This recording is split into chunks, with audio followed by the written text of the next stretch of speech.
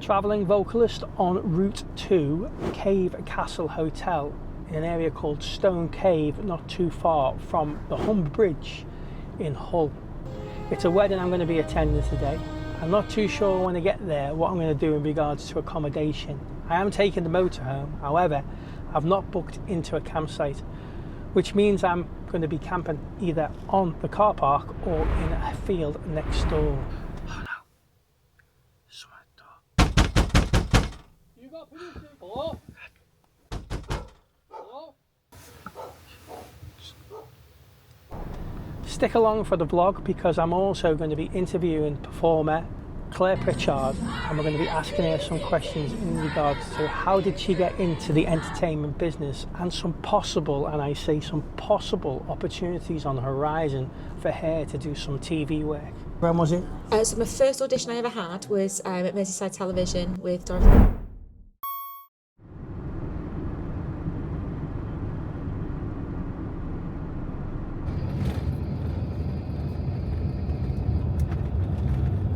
I'm about 2 or 3 miles away from the venue, and the plan is to get into the venue this evening because I've got more chance.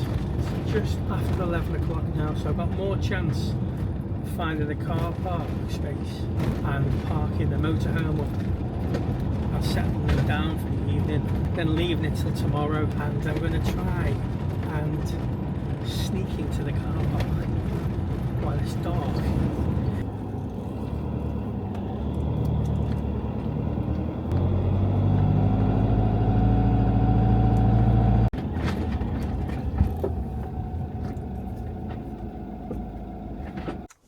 Okay, so I've arrived on site and 2 options.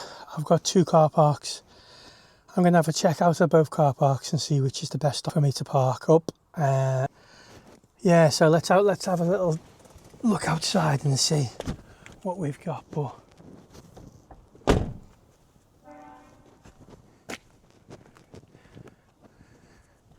the front of the castle here, it's just behind me for parking here.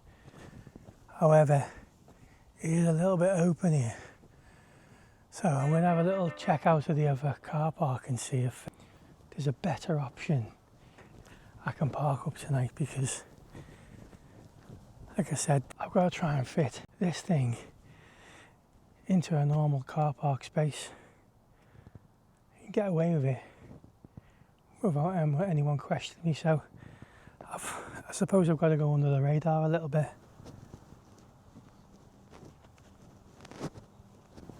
So still trying to scope out where the best possible place is for me to park up tonight. I'm just going to go round the back of the building, have a little look and see if there's any possible places around here. I think I have found the perfect spot, which I think we're going to be going just in this space over here. It's nice and quiet, it's out the way, and there doesn't seem to be anyone around. Just after I settled in last night, it must have been around about 11:45 maybe, and I thought to myself, right, this is going to be a great night's sleep. It's nice and quiet, there's no one about. I was just settling down for the night, and my worst fear happened. The dreaded knock. Stay quiet. I can hear a dog. Do you hear that? I can hear a dog. Stay quiet. You got permission to park here tonight?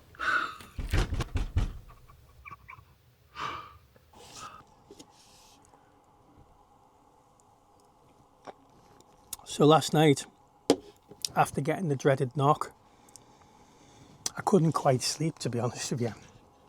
And I was thinking to myself, am I going to get moved on? I'm going to get a knock again. I wasn't sure if it was someone from the hotel, if it was a guest staying at the hotel. I normally would ring ahead, get in touch with someone on the events team double check, make sure it's okay for me to stay. But I tried all week trying to contact the team and the phone was just ringing out. So I'm going to pop over to the hotel, let them know I'm here. Hopefully everything will be okay and they won't get moved on.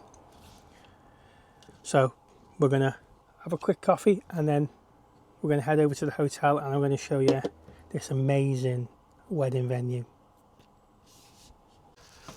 Let's go and have a look around the hotel. I park up. Last night obviously was here, you can see. It's quite quiet now. It wasn't last night when I started getting a knock. It looks like they've set up some, I think it's like crazy golf. Which looks quite cool. I'm looking at that, look at that. That's nice, isn't it? Mr. and Mrs.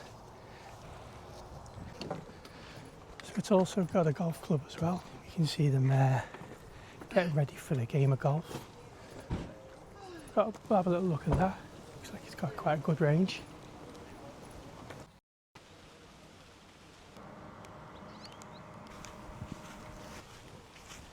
Cave Castle was listed in 1875 and the South Cave was listed in the Domesday Book.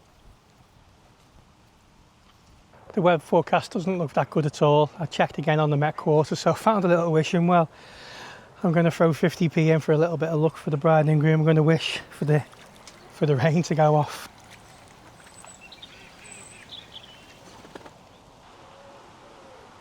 It's a pretty grand entrance for the castle.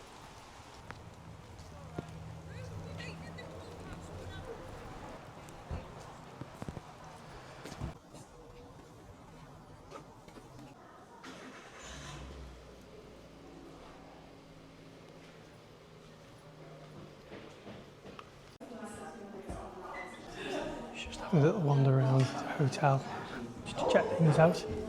And we can see a few of the wedding guests there getting ready for their celebrations and to get ready for the wedding.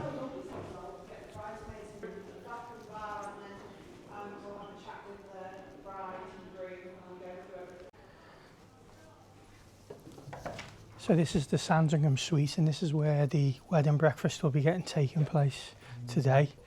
And before the wedding breakfast, they're going to be doing a ceremony. They're actually getting married at the hotel as well. So the guys are just setting up for the ceremony, which we can have a little look at that and see what it's all about. Got our Toastmaster here as well.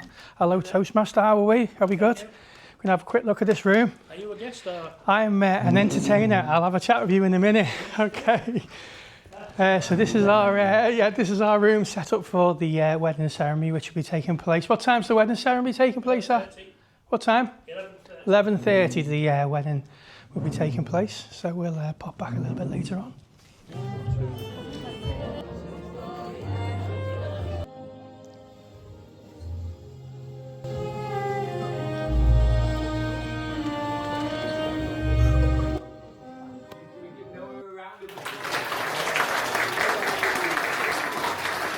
Okay, singing waiters ready to go. Yes, we are ready to go. We are here for Steph and Paul's wedding.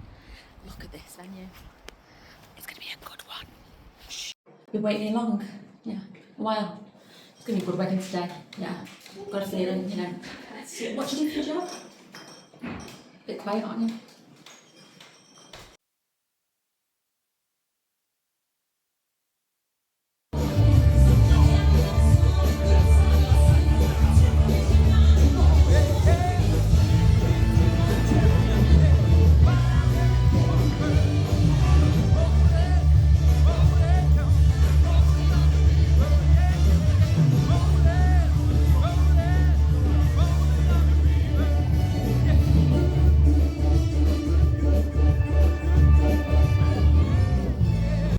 How did you first get into the entertainment and what's your passion for performing? Okay. Yeah, basically when I was about 3 or 4, went abroad on our first holiday and in the hotel that we stayed in, it was amazing. There was a guy playing guitar, singing, and I noticed everyone standing around and clapping. I was thinking, I'd like that attention. So I decided that I was going to be a singer about 3 or 4. I had always had like the pen, singing and microphone, and wearing the costumes and always performing and stuff like that. So probably from an early age. Great. But yeah, I got bought on holiday that year. Got bought a doll by a German lady, and realised that I could get bought things for singing as well. So and getting up. So that's where it started. Making people happy and. Yeah, making people happy, that's why I was chucked the guitar when I was about 4 years old. Yeah, I can see that. And it was just like, play that, and went to music and done all that type of stuff. Yeah. Okay. Can you tell us about your very first performance? Okay. And what do you remember most about the experience? Yeah, so my first professional performance was when I was about 11. Right, okay. So I heard at school they were looking for a professional production.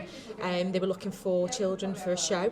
And I just joined high school and I thought, right, that's it, I'm going to go for this, because I didn't want to be in school. I'd rather have gone into theatre. Yeah. And I knew as soon as I walked into that I wanted to do it, so I was like, well, I'm going to get a part. So basically I did 80 shows. 80 shows? A Christmas Carol, as one of the children in the show. So that definitely got you into the whole massively thing. into theatre. The confidence was built really, really early on in life. Confidence was built early on because you couldn't get me off any holidays. You couldn't get me off the stage. You couldn't get me any music. I was performing everywhere. My worst thing that I used to do was Mary Poppins or Annie. It was on back-to-back videos, and I would sit and sing.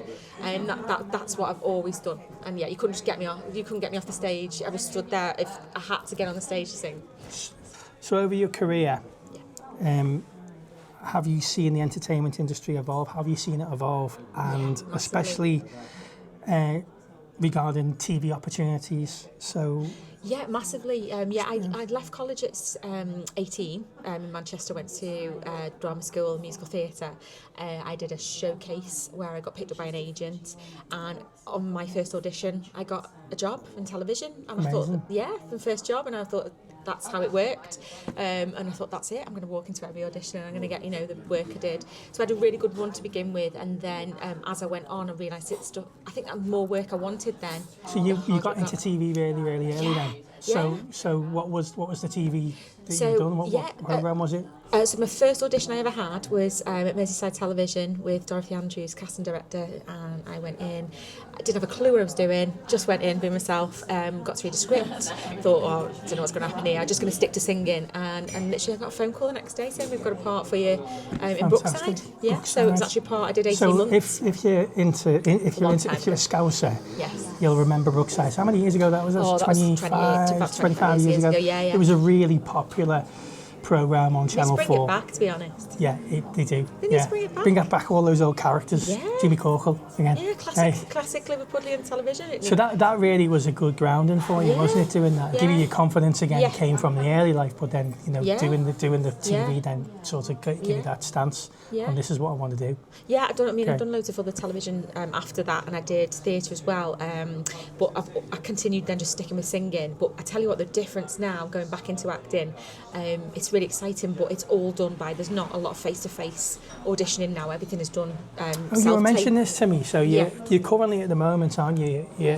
I know you mentioned to me you've enrolled with Spotlight. Is it Spotlight? Is it? So they're like, what? Explain type of agency. What type of agency are they? So Spotlight aren't an agency. What they are, it's like a directory for an actor. So if you are a professional actor, in order to get work, you need to be registered with Spotlight. Yeah. And you have all your photographs, you have your work. It's a little bit like a recruitment page where you have all your information, and then that information is then used by all of the agents to then look and view your show reel, your photographs, your work that you've done. Yeah. It's a brilliant process. So these are quite a respected. Oh, Spotlight, yeah. Yeah, within the industry. Yeah. So again. Yeah. You need to get credits in order to go on. So any of the viewers out there that are looking for maybe wanting to get into acting, what would you recommend to them in regards to what's the best avenue for them to go? Would it be enrolling with someone like Spotlight and seeing where they can push it, or again are they quite choosy on who they pick? Do you know what? There's a lot of different routes to go into acting. There's a lot of like community theatre around the areas that you can get into, whether they be amateur or professional. You can also look at going to classes. There's a brilliant school in Chester that I go to. It's just North West End Acting School. You can go there for up to 2 years, and then you can get put on Spotlight after they're accredited, so you can go to them. You can go and apply for the National Theatres You can look at the theatre schools in London. You can even approaching whether it be casting directors directly. Do you know the biggest thing I've learned is you don't need to have a lot of experience. You just need to. The biggest thing you need to have if you want to be an actor is drive to create things for yourself. If you've not got work, you need to look at writing your own work. You need to just look at who's filming in the area. You need to put yourself. It's really putting yourself out there. So have you ever thought about doing any writing yourself? Yeah. Have you got anything in the pipeline? Maybe. Yeah, I'd love to do writing. It's something I'd love to do. I've got plenty of stories. Believe me, I've doing the singing for all these years. It's something that I'm looking at currently doing at the moment, and I've also got a fantastic lady friend, just another day, Jen. She does blogs and she's brilliant. She's a fantastic lady who's Scouse, and she writes about her day-to-day life. It's brilliant. So we're looking at putting that onto film at the moment, with a view of looking at it to try and get it put forward for TV shows. So doing that myself. Things like we're doing a summer slam where we go to theatres where we put on pieces and performances, show reels, filming stuff for you like YouTube, for the likes of Instagram. Yeah. Do you think it's a little bit more difficult now for people that are starting off doing the acting? I know from a singer's point of view, I always think back in the 90s when I was starting out doing it, and the opportunity is a bit old, you see.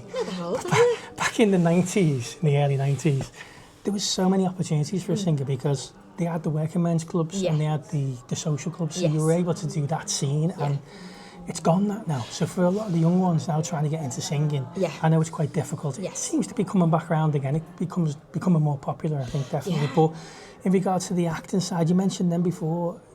In the day, if we rewind back to when you were doing the Brookside days, did you go in for an interview for that? Did you have to go and see a cast member? You mentioned them before. It's not done that way anymore, is it? No, so ever since explain how it's done. Yeah, so years ago you would go in. The process you would do is you would be invited. They would view your profile in Spotlight. You would be invited for a face-to-face interview. You would go in and read a script with them.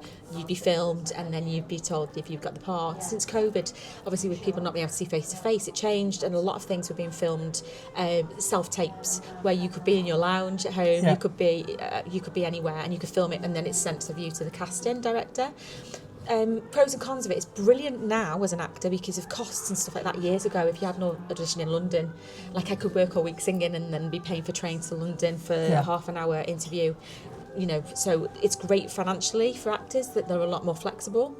The downside, I think, to it is that you don't really get to show your personality on your self-tape as much as what you would do if you were meeting face-to-face. That's right, so there's pros and cons. I think self-tapes are brilliant. I think face-to-face is coming back a lot more now. I think I've heard casting directors are looking to move self-tapes aside. They want to get to know people, want to know how people work, if they are reliable, if they're a good team player. They want to know that now. So acting's about, there's no right or wrong. You either are, you walk in a room and you do something and the casting director will go, I love that. That's what I was looking for. I suppose your face fits the part sometimes as well. They're after a certain particular style or look or whatever that be. Now moving on to that one, Claire. Like I know you've got a few things in the pipeline at the moment. And I know that you've done a couple of different auditions as well for various different TV, well-known TV. Trying.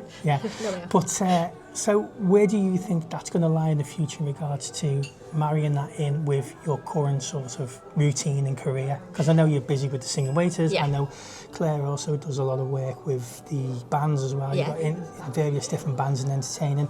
So it's not just the singing waiters. I get about, kind of she like does you. Get about. In a different way, but a nice way. She does get about, yes. So where do you think that's going to lie? Because, what, fitting them together? Yeah, how are we going to marry it all together? Always do, really. Well, I'm a mum of two boys, so I've got my two boys. Obviously, singing for me is something that I've always done and need to do, so I'm going to continue doing that. But the television side is, I'm really excited to potentially look at sort of TV is my key thing at the moment to get back into.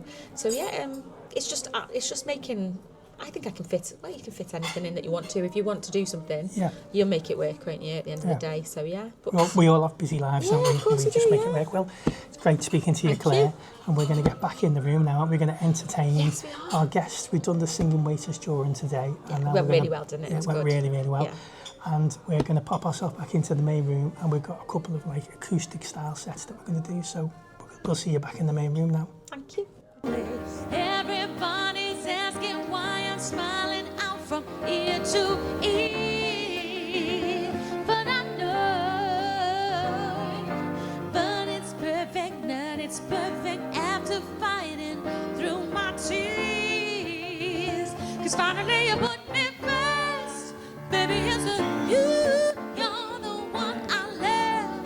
You're the one I need. You're the only one I see. Come on, baby, it's you.